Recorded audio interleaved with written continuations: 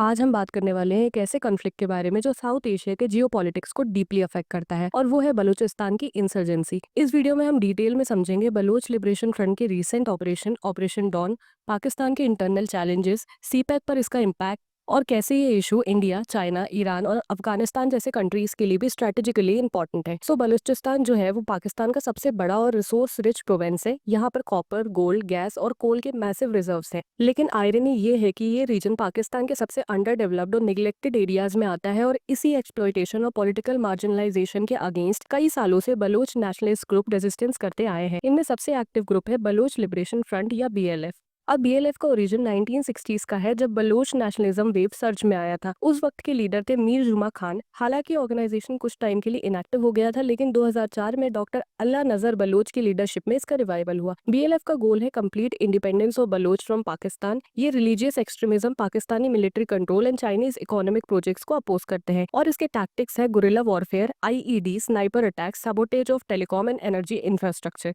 Even इनके leader doctor Allah Nazar एक farmer medical student रहे हैं जो खुद टॉर्चर विक्टिम रहे हैं और अब एक की आइडियोलॉग और कमांडर है। वो कहते हैं कि पाकिस्तान एक ऑक्यूपाइंग फोर्स है जो बलूच आइडेंटिटी को सिस्टमैटिकली इरेज करना चाहता है। अब जून जुलाई 2025 के आसपास BLF ने लॉन्च किया ऑपरेशन डॉन या ऑपरेशन बाम, एक highly coordinated insurgent offensive operation जिसमें 17 साइमल्टेनियस अटैक्स किए गए across southern and western Balochistan. Targets थे military check points, communication towers and government facilities. ये BLF के अब तक का सबसे लार्ज स्केल अटैक में से एक माना जा रहा है। ये ऑपरेशन सिर्फ एक सिंबॉलिक रेजिस्टेंस नहीं बल्कि स्ट्रैटेजिक मैसेजिंग भी है कि अब बलूच इंसर्जेंसी गुरिल्ला वॉरफेयर से इवॉल्व होकर टैक्टिकल मिलिट्री स्टाइल ऑपरेशंस तक पहुंच चुकी है। ऑल्सो बलूचिस्तान की इंपॉर्टेंस है पाकिस्तान के लिए नहीं बल्कि चाइना के लिए भी क्रिटिकल है, क्योंकि यहाँ पर है ग्वादर पोर्ट जो China Pakistan economic corridor CPEC का एंकर पॉइंट है। CPEC चाइना का बेल्ट एंड रोड इनिशिएटिव का फ्लैगशिप प्रोजेक्ट है जिसमें लगभग $16 बिलियन का इन्वेस्टमेंट है।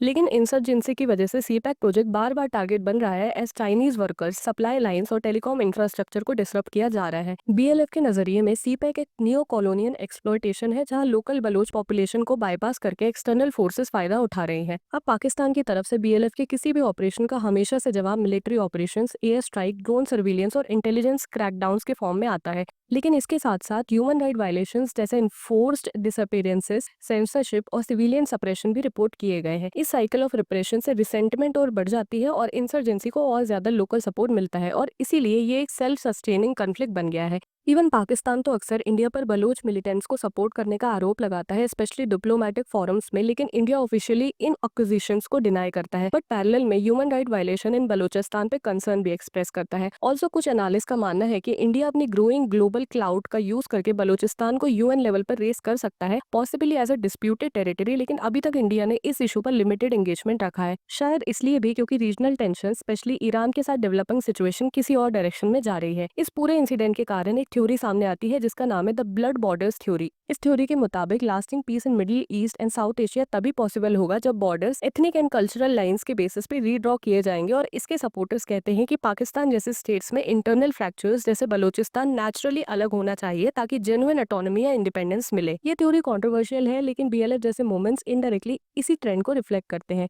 लेकिन अगर बलूचिस्तान में इंसर्जेंसी एस्केलेट होती है तो इसका असर सिर्फ पाकिस्तान तक सीमित नहीं होगा। ईरान, अफगानिस्तान और इवन इंडिया में बॉर्डर सिक्योरिटी और रिफ्यूजी फ्लो इम्पैक्ट हो सकते हैं। साथ ही चाइना के बेल्ट एंड रोड एम्बिशंस को भी रीजनल इंस्टेबिलिटी से सेटबैक मिल सकता है। ऐसे में SCO और ब्रिक्स जैसे रीजनल फोरम्स पर भी ये इशू इन्फ्लुएंस कर सकता है, क्योंकि रीजनल कनेक्टिविटी और सिक्योरिटी का फ्यूचर इसी जोन में टाइड है।